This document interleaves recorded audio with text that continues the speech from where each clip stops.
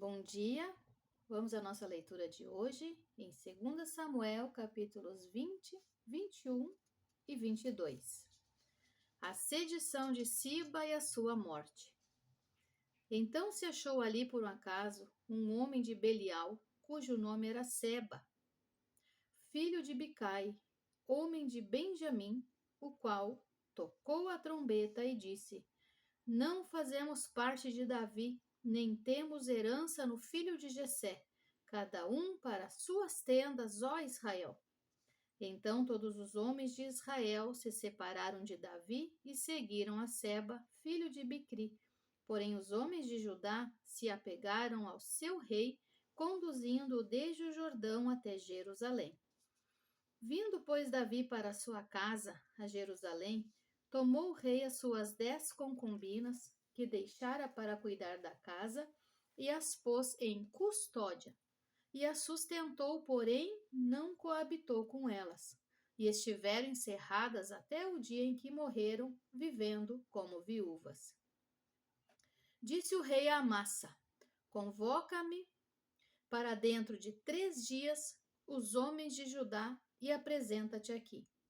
Partiu Amassa para convocar os homens de Judá, porém demorou-se além do tempo que lhe fora aprazado. Então disse Davi a Abisai: Mais mal agora nos fará Seba, o filho de Bicri, do que Absalão, pelo que toma tu servos de teu senhor e persegue-o para que não ache para si cidades fortificadas e nos escape.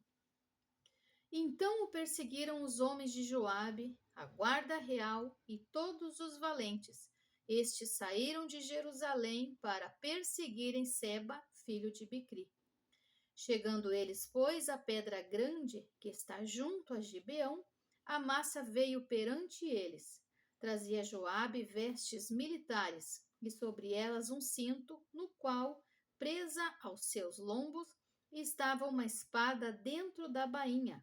Adiantando-se, fez cair a espada. Disse Joabe a Amassa: Vais bem, meu irmão? E com a mão direita lhe pegou a barba para o beijar. Amassa não se importou com a espada que estava na mão de Joabe, de sorte que este o feriu com ela no abdômen e lhe derramou por terra as entranhas, não o feriu segunda vez e morreu. Então Joabe e Abisai, seu irmão, perseguiram a Seba, filho de Bicri. Mas um dentre os moços de Joabe parou junto de Amassa e disse: Quem está do lado de Joabe e é por Davi, siga a Joabe. Amassa se revolvia no seu sangue no meio do caminho. Vendo o moço que todo o povo parava, desviou a Amassa do caminho para o campo e lançou sobre ele um manto, porque viu que todo aquele que chegava a ele parava.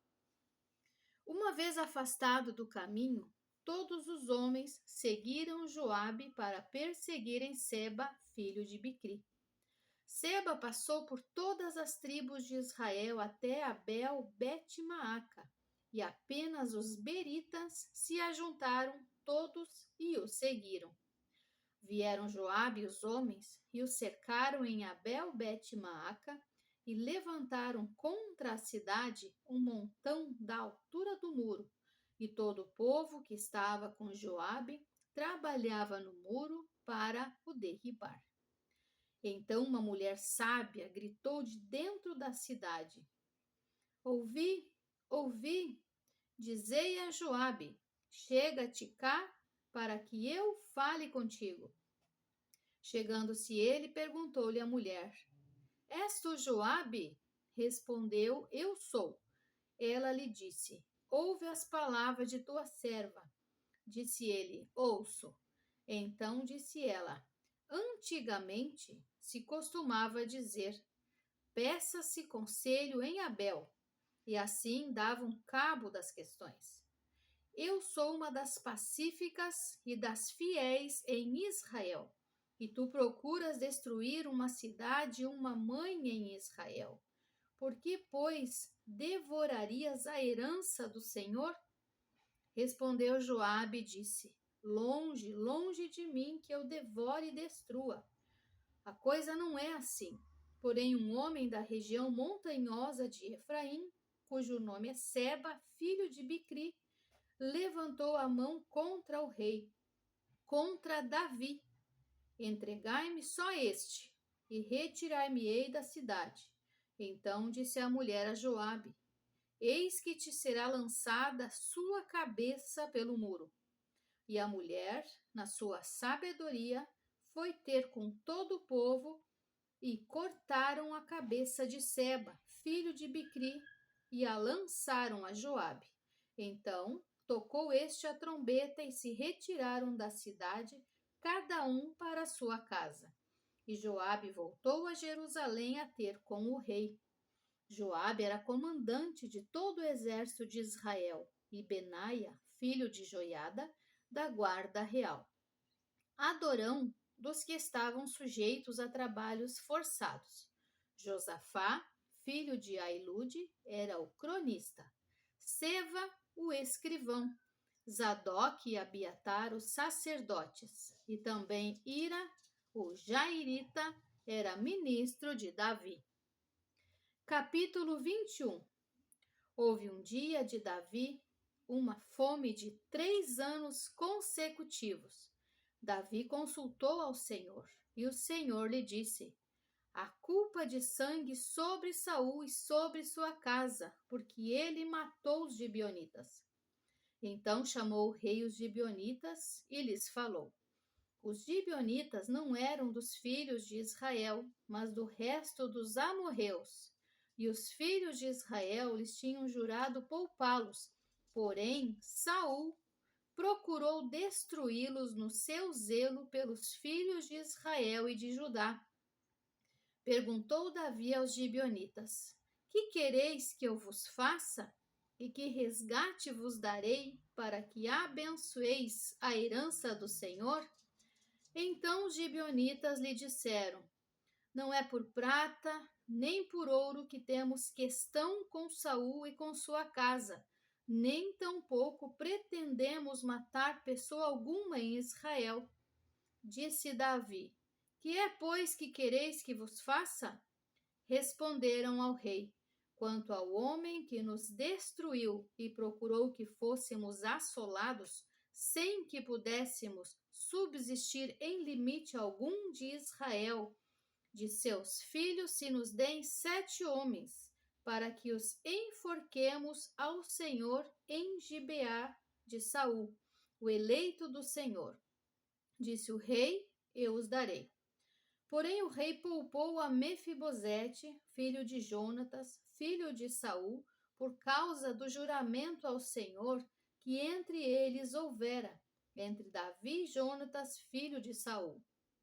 Porém, tomou o rei os 2 filhos de Rispa, filha de Aiá, que tinha tido de Saul, a saber, a Armone e a Mefibosete, como também os 5 filhos de Merabe, filha de Saul, que tivera de Adriel, filha de Barzilai, Meolatita.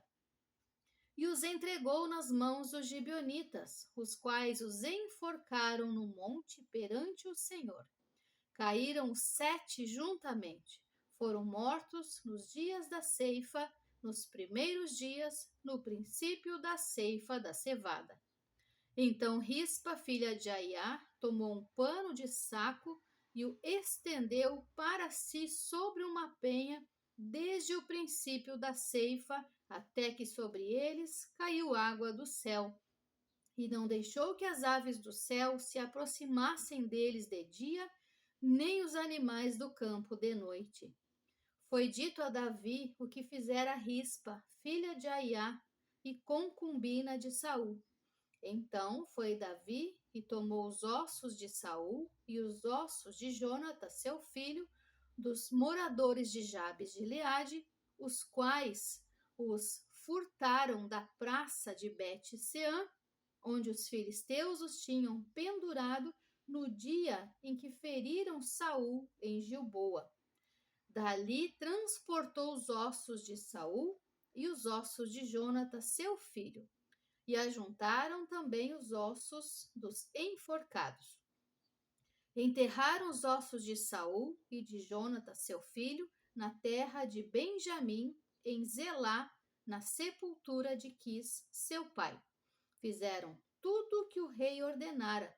Depois disso, Deus se tornou favorável para com a terra. De novo fizeram os filisteus guerra contra Israel. Desceu Davi com seus homens e pelejaram contra os filisteus, ficando Davi muito fatigado. Isbi-Benob descendia dos gigantes. O peso do bronze de sua lança era de 300 siclos e estava cingido de uma armadura nova. Este intentou matar a Davi. Porém Abisai, filho de Zeruia, socorreu-o, feriu o filisteu e o matou. Então os homens de Davi lhe juraram, dizendo: Nunca mais sairás conosco à peleja, para que não apagues a lâmpada de Israel. Depois disso, houve ainda em Gobe outra peleja contra os filisteus. Então Sibecai, o Uzatita, feriu Asaf, que era descendente dos gigantes. Houve ainda em Gobe outra peleja contra os filisteus, e Elanã, filho de Jaaré-Oregim, o belemita, feriu a Golias, o geteu, cuja lança tinha haste como eixo de tecelão. Houve ainda outra peleja. Esta foi em Gate, onde estava um homem de grande estatura, que tinha em cada mão e em cada pé 6 dedos, 24 ao todo. Também este descendia dos gigantes. Quando ele injuriava Israel, Jonatas, filho de Simeia, irmão de Davi, o feriu. Estes 4 nasceram dos gigantes em Gate e caíram pela mão de Davi e pela mão de seus homens.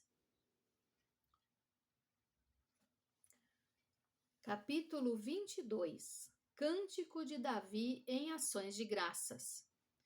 Falou Davi ao Senhor as palavras deste cântico no dia em que o Senhor o livrou das mãos de todos os seus inimigos e das mãos de Saul, e disse: O Senhor é a minha rocha, a minha cidadela, o meu libertador, o meu Deus, o meu rochedo em quem me refugio, o meu escudo, a força da minha salvação, o meu baluarte e o meu refúgio. Ó Deus, da violência tu me salvas. Invoco o Senhor, digno de ser louvado, e serei salvo dos meus inimigos. Porque ondas de morte me cercaram, torrentes de impiedade me impuseram terror. Cadeias infernais me cingiram e tramas de mortes me surpreenderam. Na minha angústia invoquei o Senhor, clamei a meu Deus. Ele, do seu templo, ouviu a minha voz e o meu clamor chegou aos seus ouvidos. Então a terra se abalou e tremeu, vacilaram também os fundamentos dos céus e se estremeceram, porque ele se indignou. Das suas narinas subiu fumaça, e da sua boca fogo devorador, dele saíram carvões em chama.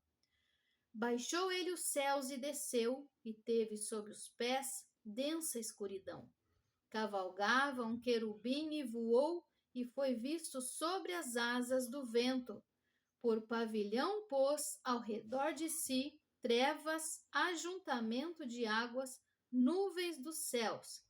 Do resplandor que diante dele havia, brasas de fogo se acenderam. Trovejou o Senhor desde os céus, o Altíssimo levantou a sua voz. Despediu setas e espalhou os meus inimigos, e raios e os desbaratou. Então se viu o leito das águas, e se descobriram os fundamentos do mundo pela repreensão do Senhor, pelo iroso resfolgar das suas narinas. Do alto me estendeu ele a mão e me tomou, tirou-me das muitas águas, livrou-me do forte inimigo, dos que me aborreciam, porque eram mais poderosos do que eu. Assaltaram-me no dia da minha calamidade, mas o Senhor me serviu de amparo. Trouxe-me para um lugar espaçoso, livrou-me, porque ele se agradou de mim. Retribuiu-me o Senhor segundo a minha justiça. Recompensou-me conforme a pureza das minhas mãos. Pois tenho guardado os caminhos do Senhor e não me apartei perversamente do meu Deus. Porque todos os seus juízos me estão presentes e dos seus estatutos não me desviei. Também fui inculpável para com ele e me guardei da iniquidade. Daí retribuir-me o Senhor segundo a minha justiça, segundo a minha pureza diante dos seus olhos. Para com o benigno, benigno te mostras, com o íntegro, também íntegro, com o puro, puro te mostras, com o perverso, inflexível. Tu salvas o povo humilde, mas com um lance de vista abates os altivos.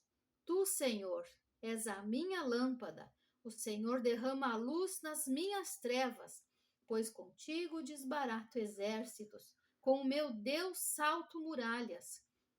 O caminho de Deus é perfeito, a palavra do Senhor é provada. Ele é escudo para todos os que nele se refugiam. Pois quem é Deus senão o Senhor? E quem é rochedo senão nosso Deus?